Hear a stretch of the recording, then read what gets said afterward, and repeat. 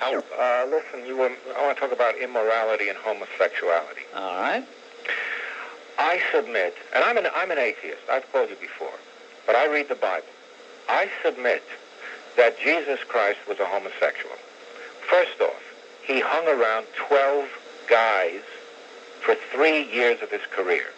He never was married. And also, at the Last Supper, and there's a quote. Well, look, there are a lot of guys who have never been married who aren't homosexuals.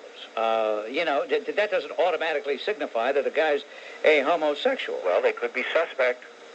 Only to a small, putrid mind like yours. Okay, now, there's a quote in the Bible at the Last Supper. Oh, you sound so ridiculous. I let it pass when you started. Hello, Bob, I'm an atheist. I've called you before. Okay, big deal. Then he goes on to say he reads the Bible. That's absurd. Why in the world would you keep reading the Bible? And I'll tell you why. I'll answer the question for you. You double-gaited freak. I'll answer the question for you. You read the Bible because in your heart of hearts, you're not an atheist. But you want to sound like an atheist. No, I am. I am. All right, now listen. There's a line in the Bible that says, there was leaning on Jesus' bosom one of his disciples whom Jesus loved. Well, Jesus loved everybody. No. He would even love you. No. He would even love you. That's how incredible. Bob, that's why it's very hard for a guy like me to be a follower of Jesus, because I don't love scum, but he loves scum. He loves everything. Apostle everybody.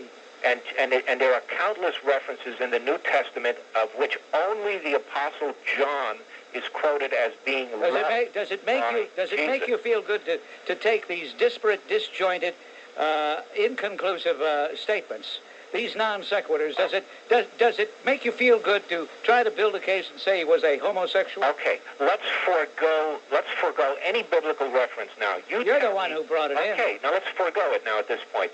Thank you, T. Prove to me why homosexuality is immoral. Well, first of all, it is not. It is absolutely beyond the realm of any logic for a male to have sex with another male.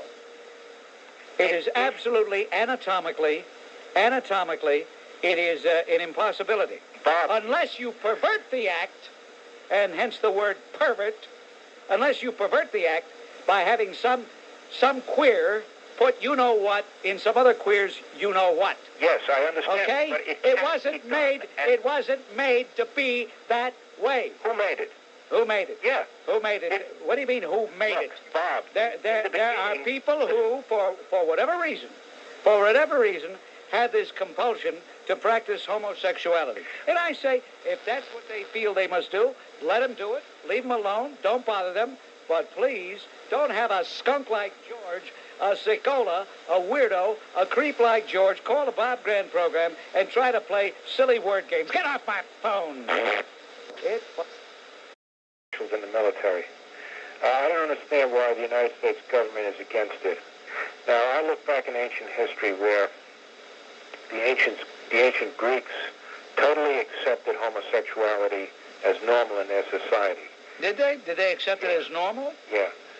Where do you see that they accepted it as normal? On their vases. Huh? On their vases. On their vases? Yeah. Well, what I want to say is... On the vases? Yeah. Bob... you mean on their... on the vases. On the vases. You go to the do they have smiles on their vases? Huh? Yeah. Anyway, you're a jerk. Get off my phone. Get off my phone, scumbag. You're on WABC. Hello, although the voice are doing pretty bad at that, too. Yeah. Hi, Bob. It's me, George the Atheist. Welcome back. George the Atheist.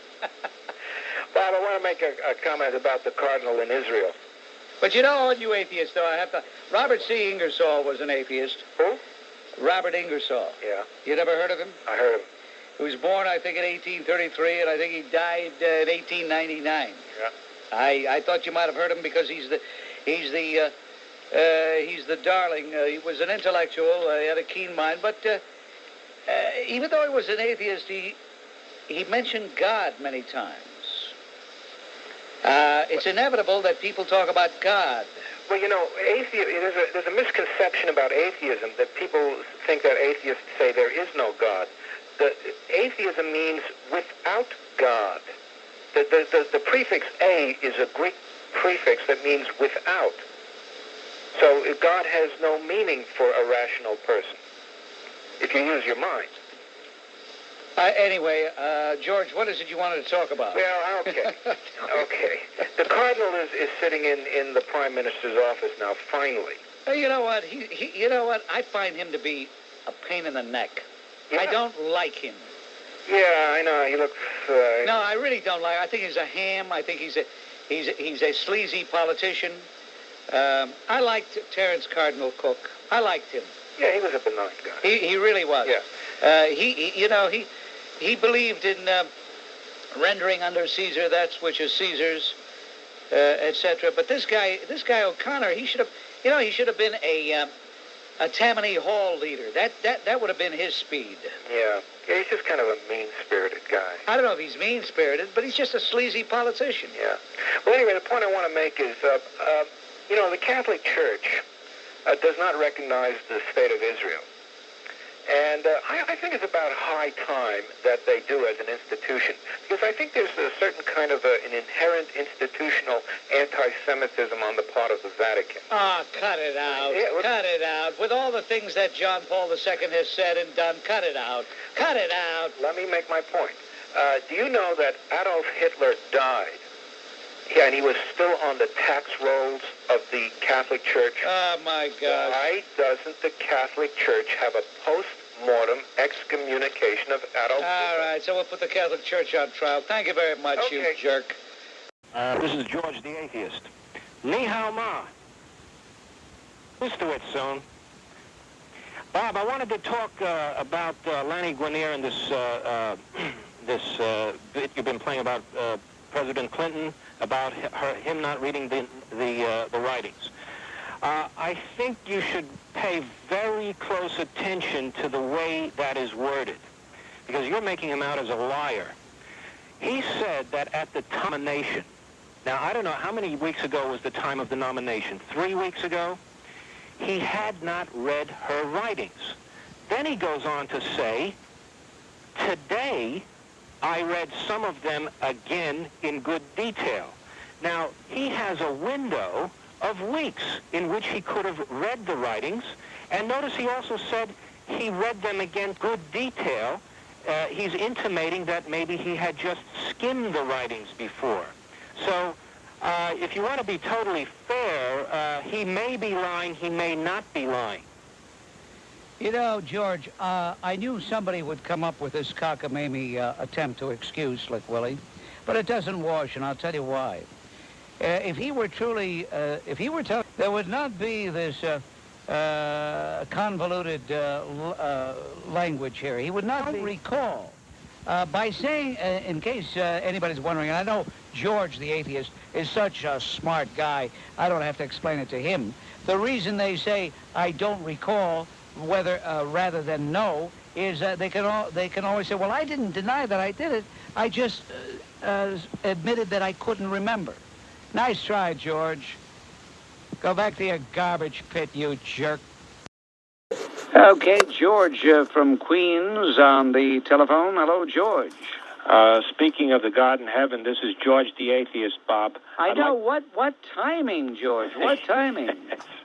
Bob, the topic of my call is that 50% of that two for the price of one duo, the Rosa Luxemburg of America, the reincarnation of Madame Blavatsky, Hillary Rodham Clinton. Now, Bob, you had a statement that got rid of Jim Florio in '93, and that was Florio free in '93. And it worked magic. It was almost like you reciting the, what's that thing you recite to get the people to call? The Kabbalah 7. That's the Kabbalah 7. Yeah. Oh, all right. All right. Don't forget. Okay, I don't want to interrupt. Go ahead. Well, anyway, I have a perfect statement to get rid of this, the Gorgonzola hanging from the Italian delicatessen ceiling. Okay, all right. And that is, heave ho Hillary. Now, Bob, I know you like poetry that rhymes. Now, just think about it. Florio free in '93, heave-ho, Hillary. Mm-hmm. Well, all right. You know, that you overlooked in 94, end the regime of the Sfachim. Bob, it's amazing. It's amazing. You're another Virgil. Virgil. All right. Bob, one more thing. Yeah. You know, I've been listening to your program for a few months now, and you've had some real winners, real beauties of Bob Grant shows. Whatever happened to those two well-appointed guys? I think they come from that noble institution known as the Radio Hall of Fame. Have they gotten your new address? Have they gotten lost in the traffic of downtown? Now, I wonder who you're talking about. You know, the two messengers from the Radio Hall of Fame. Oh, I see. Well, as a matter of fact, you know, the guys with the pistolas. Wait a minute. George, what? You know, you must have known something. Because I'm looking up in the control room. Yeah? And guess what? The two gentlemen with their beige suits, with the caps and the boots and the pistolas, have just arrived with their UPS truck. They're using a UPS truck today. Uh-huh. And they have asked Rob Barretts, our gentleman of distinction at the controls, for tapes of round 1, 2, and 3 to be wrapped in gold foil to be placed in the Radio Hall of Fame archives. Bob, it's wonderful. I thought they got lost. Isn't that incredible? As a matter of fact, they're indicating that they... I see. They were not told the address of our studios until now. Okay. Do they have their jaunty caps? What's that? Do they have their jaunty caps on? Oh, the jaunty caps are there, just slightly tilted to the left. Slightly tilted to the left. Thanks a lot, Bob. Good luck in San Diego. Thank you, George. All right, yes. They used to pick up the Radio Hall of Fame. That's right, the tapes. With him than some beer-bellied schlub in Detroit. Well, I don't think we should single out UAW workers who assemble automobiles. I mean, I didn't have them in mind. I wasn't thinking about assembly line workers in the automobile plants. well, who are these? These people that you have such a low opinion of? Is the American populace? That's right. That's a cross section now. And you've been to China, Bob. You see the people doing backbreaking work there. I live amongst Chinese here in Queens. You know how multinational Queens is. As a matter of fact, there's a real oddity, I think, on Casino Boulevard. They actually have a sign in English.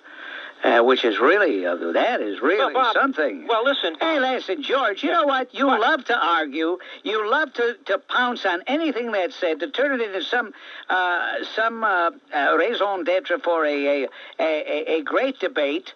And I'm not buying it, George. You're trying to make something out of nothing. Well, I don't understand why this guy who you just had on wants to put a monkey wrench into the forces of free trade and it's commerce, not a monkey international wrench. commerce. No. It's the people who want to drag these individuals in. I don't know. Maybe you like overcrowding. Maybe you like your fellow citizen to have to move over while a foreigner takes his job. Well, I don't have any sympathy for this guy whose avoir du poids hangs over his belt and thinks he has a lifelong right to turn bolts on an assembly line. Here we go again with it.